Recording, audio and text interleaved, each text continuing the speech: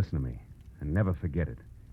Crime is a sucker's road, and those who travel it wind up in the gut of the prison or the grave. There's no other end, but they never learn. It was ugly from the start this time. Vicious blackmail that mushroomed into murder, and all because a wild artist on a hilltop, a man in a wheelchair, and a red-haired manicurist were held too tight together by one small ebony link. From the pen of Raymond Chandler, outstanding author of mystery, comes his most famous character and crime's most deadly enemy as we present The Adventures of Philip Marlowe.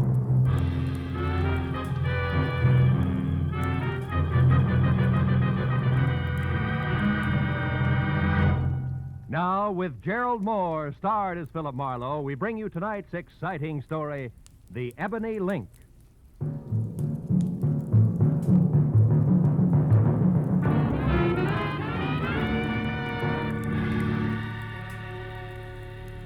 I'd spent a dismal day tracking down another wise guy who thought he could see fast money over the sights of a 45, but who ended up like they all do. He was flat on his face in an alley, his life dripping into a sewer. It was what he deserved, and the only feeling I got from it was that I wanted a bath bad. So I went home, but when I stepped out of the elevator and started down the hall, I knew I'd have to postpone it. Because leaning on my doorbell was a redhead who looked very good from a distance. But she lost ground with every step I took. Because the closer I got, the more I saw of a mouth shaped by indecision. Of eyes that were nothing but mascaraed caginess and shallow green. And flashy clothes that carried the kind of bargain basement label you can't tear off. Good evening. Looking for me? Yeah, you're a private detective named Marlowe. I am. Come on in. Have a chair, miss. Johnson, thanks. What's your difficulty, Miss Johnson?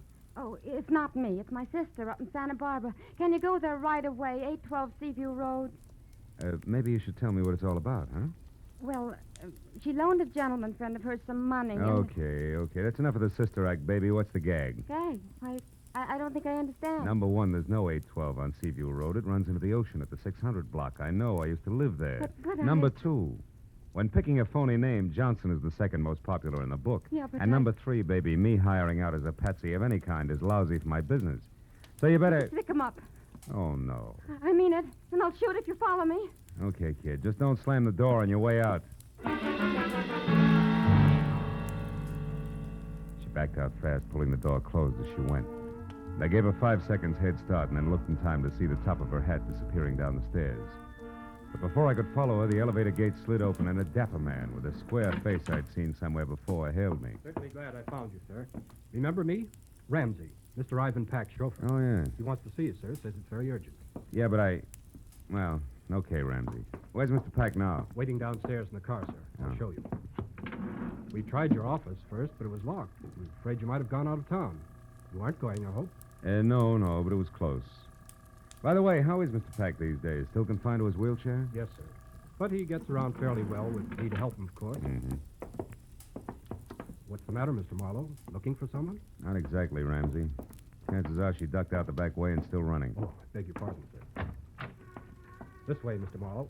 Here we are. Oh. Hello, Ivan. Get in, Marlowe. Thank goodness we found you. Well, just drive around the block, Ramsey. He said it was urgent. Is it really that bad? Yes, it is. Roll up the glass there, Marlowe. It's best if even Ramsey doesn't hear this. Okay. That's it. Marlowe, I'm being blackmailed again. Huh? It happened 6 months ago for $10,000.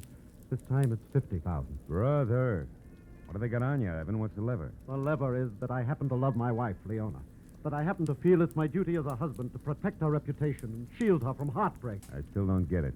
Marlowe, I tell you this because you're the only person I can trust. Leona spent a year in prison back east when she was a kid, but that's nothing to be ashamed of all your life. I know. Take it easy. I'm sorry. Bluntly, I can't afford to throw that much money away. On the other hand, if I don't pay, they threaten to expose Leona as a jailbird. She couldn't stand that, Marlowe. Mm-hmm. I know her. She ran away the first time this happened. Said she wouldn't be that kind of burden to me. If she finds out about this new demand, she may do something even more desperate. Blackmail's always tough. Who's doing it? I don't know. More, all we have to go on is this letter. Let's see it. Here. It's got an L.A. postmark. The stationery is a high grade that doesn't match that cheap envelope. Mm-hmm. The top of the page has been cut off, see? Yeah. Strange backhand, too, huh? Hey, this demands a payoff by 12:30 tonight. Why didn't you give me more time? I just got the letter this afternoon. Yeah. Look, Marlowe, I realize what you're up against. Try, will you? Find out who wrote that letter. I have two alternatives. Pay him, kill him. Well, I'm no killer. I'll pay if I have to. But maybe, with luck and your help, we can find a soft spot in his armor. What do you say? Well, I'll try. Don't take any bets, Ivan.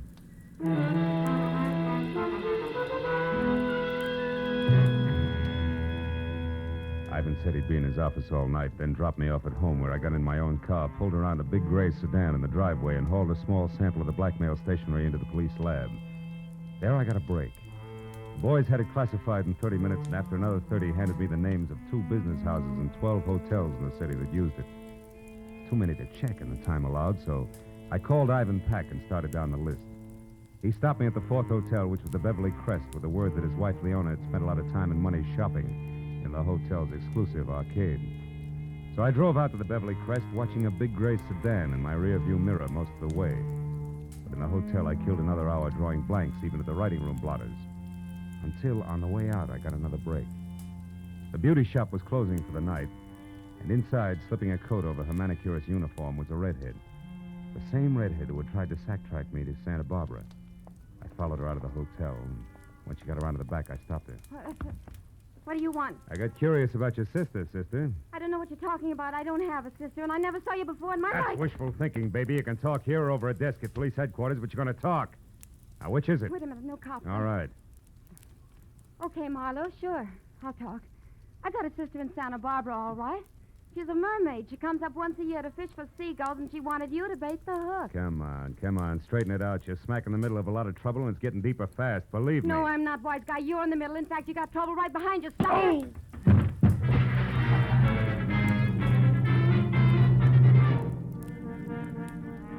By the time I got untangled from the ash cans, all I could see was the back of a big gray sedan taking a corner so fast I only caught the last 3 numbers of his tag.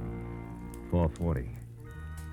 But as I stood up and dusted myself off, I saw something black and shiny. It was a 5-sided ebony cufflink. I dropped it in my pocket as I went inside the hotel again. A 5 to a bellhop got me the manicurist's real name, Rhea Fleming. But even a 10-spot failed to raise her address, so I called my client again, tried Rhea's name on him. When that missed, I asked permission to go and see Leona about it.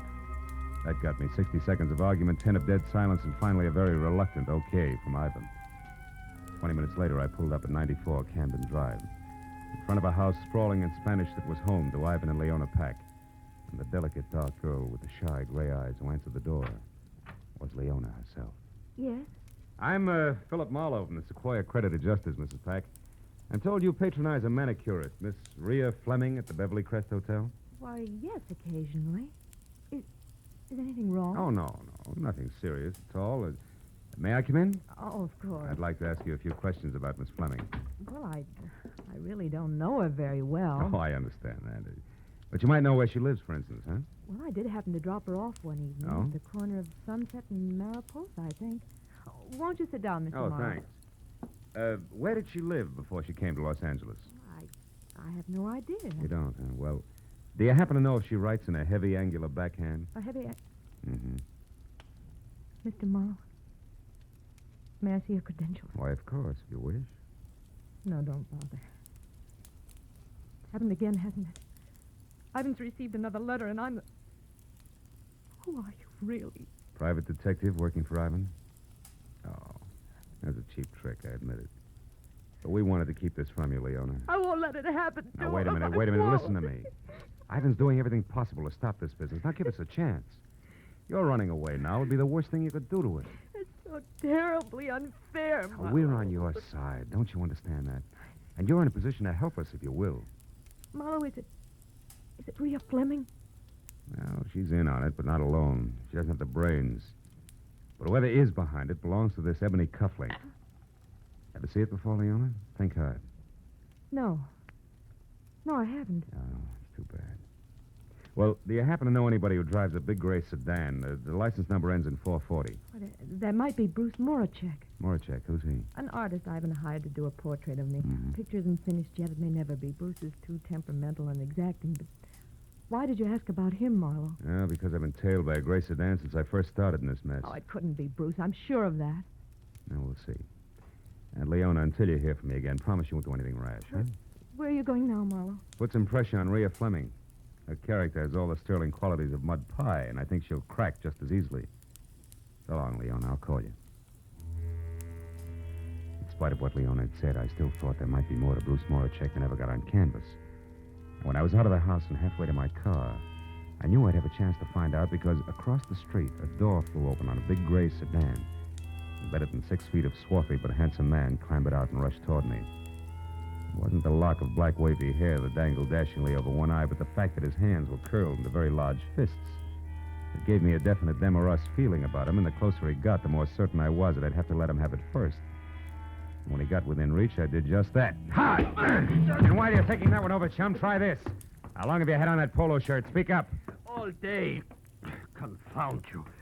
But you don't have to knock me down to find that out, you idiot. No, it was faster that way, and I'm not through yet. You've been tagging me all night, and I don't like it. How come? You wouldn't understand. Try me. Come on. I haven't got much time. All right. Until yesterday, I was working on a portrait of Mrs. Pack. Yeah? She's an exquisite subject, but I quit because it became impossible. Mm-hmm. She's being so upset by something or someone, she doesn't even look like the same person from one day to the next. And that's supposed to explain why you've been tailing me all over town? I told you wouldn't understand. A portrait artist is not only a painter. He isn't, huh? He must be a psychologist, a doctor, even a detective, if necessary, when his subject's beauty is being destroyed before his eyes. Oh, come on. It's true. So I followed Mr. Pack to you and you to the Beverly Crest Hotel because you are up to something. I want to know what it is. Mm-hmm. Naturally, it wasn't you who put the slug on me at the hotel, huh? The what? The slug. Slug. No. I saw you walk around to the back, but the time I got there, a car was driving off. I thought you were in it, so I tried to follow, but I lost it. Yeah? And then I came up here. Well, let me tell you something, Moracek, for your own good and your subjects. If you're on the level, go home, and if you're not on the level, brother, you better get out of town while you still can. Good night. I looked back just before I turned the corner, and Moracek was still standing where I'd left him. So I drove out to Sunset and down to Mariposa, where I parked, and started walking. And I was more than an hour ringing doorbells, interviewing kids, husbands, and homemakers, and running down false leads before I finally found the mailbox labeled Rhea Fleming, rear, and a brown stucco 2 blocks south. I hacked my way through the underbrush hugging the front house to a converted guest cottage in the back numbered 8811. I didn't bother to knock. I just walked in. Hey, darling, I was beginning to think you'd never get... Milo, get out. Get out of here or I'll scream. I scream louder. Who's the boyfriend you're expecting, Rhea? I don't have a boyfriend. It wasn't your grandfather that piled me up at the hotel tonight, baby. It's your last chance. Who was it? I don't seem to recall the incident you refer to, Marlowe. Now, listen, jerk. You're in a rotten blackmailing game right up to your earrings. And what's more, your extortion letter went through the mail. Did you get that? That's a federal rap. You can't beat it. I'm going to see that you don't because I'm sick and tired of fooling with you. You're too stupid to realize when you're licked. Federal rap. I didn't know that, Marlowe. Who are you calling? Cops, of course. I'm through. I'm putting you out of circulation right now. No, wait. Don't do that. I'll tell you who's with me. Okay. No, I can't. Rhea, come back here, you fool! No. Rhea! Holy smoke. Rhea, who was it? Who did this? Gee, I didn't figure it'd go this far. I just didn't realize. No, I guess you didn't, baby. One down and one to go.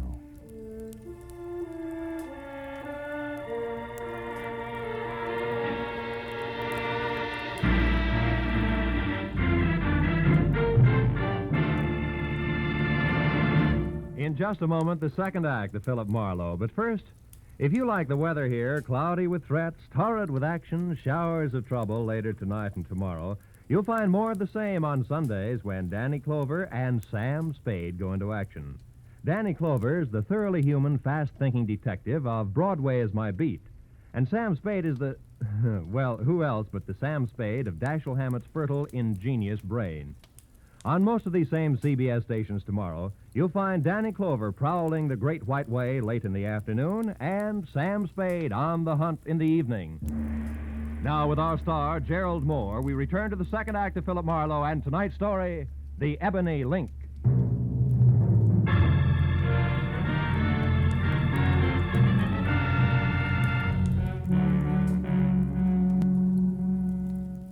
Fleming's face relaxed in death. The gaping, frightened people who make up every street scene began to gather. And as each newcomer timidly edged forward and then caught his breath at the sight of the dead girl, and in a small, tight voice asked whoever was standing next to him what had happened, only one thought kept running through my mind. Leona's blackmailer and the murderer of Rhea were one and the same. So leaving my card with an old, toothless biddy who demanded to know why I was running away before the police arrived, I piled into my car and headed for Ivan Pack's office on La Brea. I pulled to a stop just as the chauffeur named Ramsey darted out of the building and into the family limousine, parked at the curb, and pulled away fast. But since Pack was the man I wanted to see, I dismissed the thought of a not-so-merry chase, went to the door and knocked. 5 minutes went by before my client wheeled himself out of an inner cubbyhole and opened up. And another 5 while I brought him up to date, blow by blow, the redhead's violent death included. Murdered Marlowe? Yeah.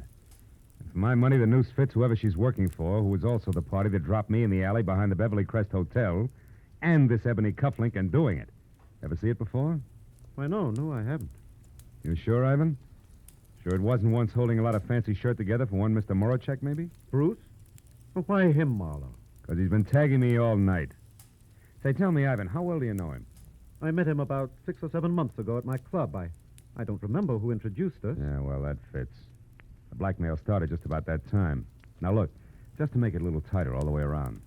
You can't recall who recommended him to you as just the right man to paint Leona's picture, can you? No, I can't. Uh-huh. But on the other hand, Marlowe, neither can I recall having heard anything bad about him. No. Now, look, you say he's been following you all night. Close enough to do a time step. What are you getting at? Just this.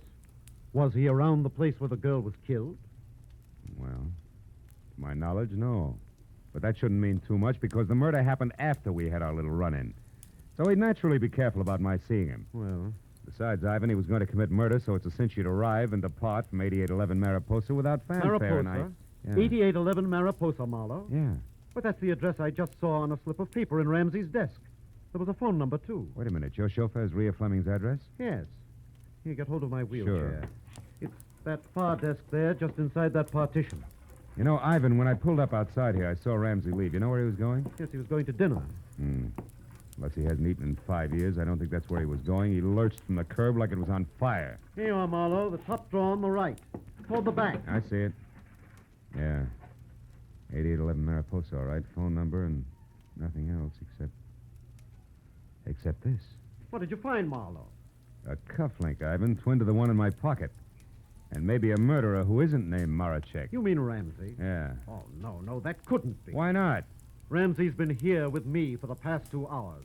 So you mustn't discount Moracek or anyone else just because of this cufflink and the address. Well, in that case, no. But I can include Ramsey along with the late Miss Fleming as at least one accomplice on what's fast getting to be a very elaborate setup. Ivan, do you know where Moracek lives? Yes, at his studio. Lookout Mountain Road, just off Laurel Canyon Boulevard. Laurel Canyon. Well, I don't know the exact address, but you ought to be able to get that from Leona. Yeah. Well, I'll get in touch with you later, Ivan.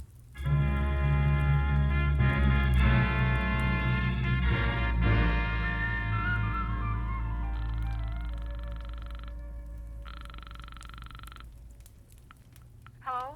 Hello, Leona. Now, listen hard. Did Bruce Moracek come up to see you after I left? Yes, he did. What'd he say?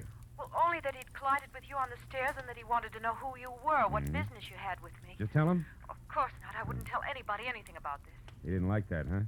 No, as a matter of fact, that's the reason he went home. Right away? Within 5 minutes. Oh. He said he was going back to his studio and would be there all night if I needed any protection. But why? Is it because of something you found out at Rhea's place? No, it runs the other way. It's what I didn't find out. She was murdered, Leona. She would... Rhea? Who could have done it, Phil? Whoever's blackmailing you, I'm positive. But whether or not that's Moracek, I don't know yet. Now, look, what's the number of his place on Lookout Mountain Road, Leona? Come on, fast.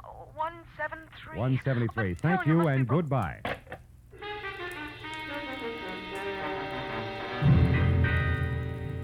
I was 20 minutes wriggling through the thick Hollywood traffic to Laurel Canyon, then another 10 climbing Lookout Mountain Road, which was an abrupt spiral of macadam that belonged in the Alps. So when I parked away from the bay window with roof that was numbered 173 and started up through the junior jungle that led to the front door, it was exactly 10 o'clock. And considering the zest of my last meeting with the artist, a good time for me to be careful. So when I knocked on the heavy oak that showed splashes of yellow at the threshold, I did it with the barrel of my .38. When I got no answer, I tried again, louder. It was then that Moracek replied, but not as I had expected, because he was behind me. And his greeting was a fist the size of a cannonball coming at the side of my head fast. Oh! And now, Marlowe, I'll take your gun here. And if I have to use it, I will. No doubt. It worked before. Huh? What are you talking about? Come on, Buster, get off it. You act like a paint. Let's not waste each other's time. All right. Then inside, Marlowe, where we can get to the point fast and in privacy. Go on. All right. The door is not locked, detective. I don't know what you want here, but I'm going to find out, believe me. You can skip the thumb screws, Rembrandt. I'll make it very plain for you. I want to know why you think you can get away with a doubleheader like blackmailing Leona and murdering your own accomplice. Any comment? Yes, you're either stupid or a raving maniac. Now listen, Marlowe. No, Moracek. you listen to me. Leona Peck is a good friend of mine, Marlowe. I'm very fond of her. I'm not going to stand here and be accused of blackmailing her. And I suppose that talk of murder at 8811 Mariposa also offends, huh? It does. And until you mentioned it, Marlowe, I didn't even know Leona's trouble was blackmail. And as for a murder at something or other Mariposa, I have been here painting since I last saw you. Which who will swear to? Nobody. Ah. But if you will step over here, you can see that this canvas is fresh, that the paint is still wet. It was my chance. The second he got in front of his canvas, he forgot he was holding my .38 in his hand. And as he talked, he pointed with the barrel like it was a paintbrush.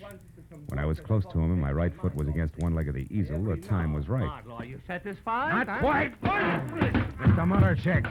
Now, since I'll also use this gun if I have to, get up. Oh, now Stand look over at there it. against that wall. Come on. You're going to get a chance to tell that story again, Bruce boy, but this time to the police. And I... Hey, Moracek. What? That painting there. That's Leona, right? Huh? Of course that's Leona. Does it look like a battleship? No comment. But also, Moracek, it looks like a lot more, and by that I mean the answer to who's both the blackmailer of Leona and Rhea Fleming's killer.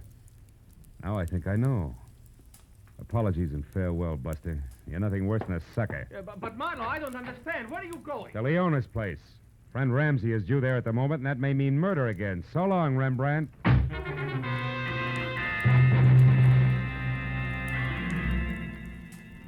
Once I was off the mountain, back onto Laurel Canyon, then over to Sunset, and pointed toward Beverly Hills and Leona's house on Camden Drive. I kept my right foot heavy on the accelerator and my mind working just as fast. Because no matter which way I added things, I was still basing a lot on a little, and a few important points shy of figuring the whole deal. And 5 minutes later, when I was parked and walking toward the door of number 94, nothing was any clearer. But then, it didn't seem to matter because when I glanced in a side window as I reached for the doorbell, I saw Leona sitting alone on the edge of the couch like it was going to blow up any minute. Her face, which was frozen in the half-crazed expression of the condemned man watching his executioner sharpen an axe, told me that Brother Ramsey was already present, and probably out of my view with at least a gun in his hand. But since I'd gone this far on what I knew to be a very sorry case, I decided to play it chin out and hand tight over 38 in pocket. Who is it? It's me, Leona Marlowe. Oh, 1 minute, Marlowe. I look a sight. Not a bad one, though. Alone? Yes, come in, won't you? I've been expecting you. Yeah. Well, I just left Moracek, Leona. I was wrong about him being your blackmailer, I mean. Of course you were. That's what I tried to tell you on the phone, Phil. What finally convinced you? A picture. You mind if I sit down? I've been doing a lot of running around tonight. Oh, of course. What picture, Phil? Oh, the one he did of you. I can't say much for it, though. No, it isn't too good, is it? Mm-mm. But... How'd it tell me the boy genius, wasn't it? Yes, I'm interested. Oh, you should be, Leona. It was a blouse you had on, remember? A white one with cufflinks. Coupling? Mm-hmm. Ebony ones, like this. One I showed you when I was here earlier. One you said you didn't recognize. The one out of the set you must have given Ramsey as a present after Bruce Moracek was through painting your picture. The one that says the blackmailer of Mr. Ivan Pack is you, Mrs. Ivan Pack. No. And you killed Rhea Fleming, too. No, you're wrong, Marlowe. Why would I kill Rhea? For the same reason you denied recognizing the cufflink. You didn't want me to get to Ramsey, so No, you you're killed wrong. Rhea before she could name him when No, I I was at the didn't cottage. kill her. And then you still couldn't get me to Ramsey because if I pressured him enough, I'd have to find out his game was cutting in on you. Because he knew you were blackmailing yourself. I heard enough. You're smart, Marlowe, very smart. But how do you think you're going to prove all this? How? Answer me. All right. Ramsey figured you killed his girlfriend, Rhea. We sent him flying up here from Ivan's office to No, I demand a didn't bigger kill her. cut, or maybe all of the 50 grand. I don't Now know that you've anything graduated about from it. blackmail to murder, I've been waiting and watching for You're him to make a wrong, move. Marlowe, you're But since wrong. he hasn't, Leona, he must be dead. Here, in this house, he isn't, probably in this no. room. And that, No, Mrs. Pack, he's you won't be able to not. explain away. Now, where is he? Where, Leona? No.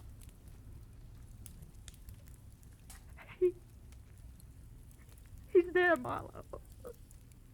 Behind the couch.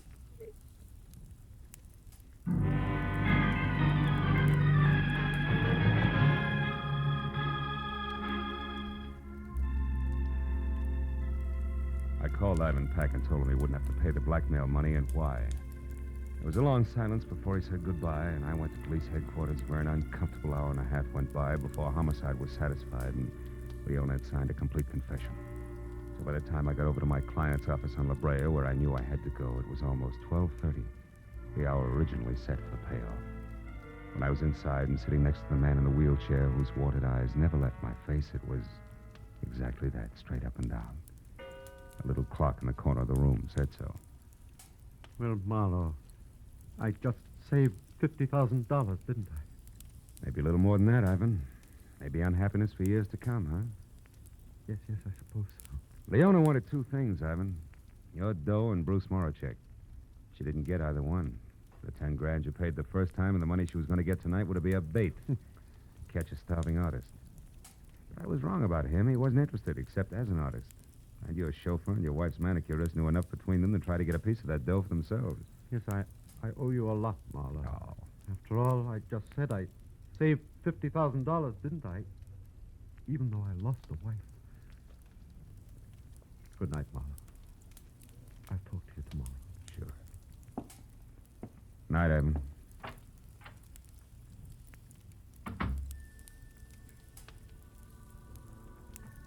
Outside, the night air was clear, almost cold. Felt good against my face, so when I got to where my car was parked, I didn't get in right away, but stood next to it. Thought about Ivan Pack, two people he trusted most, his wife and his chauffeur. One already dead, the other soon would be. I reached into my pocket for a cigarette and came out and stayed with the cufflink. The ebony cufflink. Jet black, clear through. I dropped it into the gutter where it belonged, then got into my car and went home.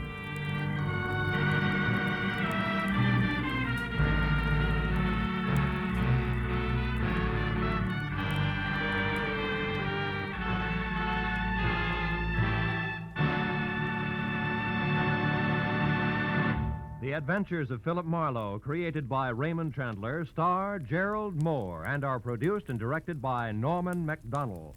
Script is by Mel Donnelly, Robert Mitchell, and Gene Levitt. Featured in the cast were Edgar Barrier, Gene Bates, Larry Dobkin, Georgia Ellis, and Ron Brogan. The special music is by Richard O'Runt. Be sure and be with us again next week when Philip Marlowe says... I was hired to find a thief, and I did. 1,000 miles from home. But first I found a hammy Othello, a lush with a Luger, and a fresh corpse in the closet. All because the only woman in sight wouldn't play fair.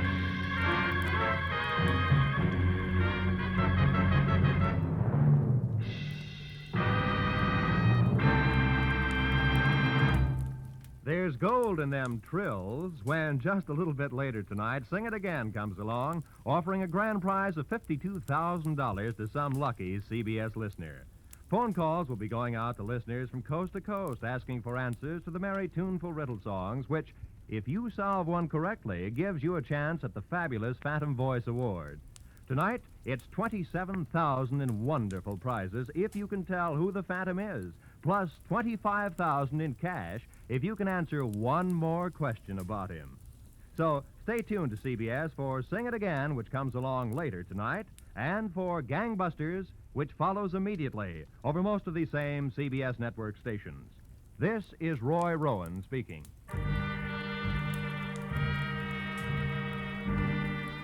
This is CBS, the Columbia Broadcasting System.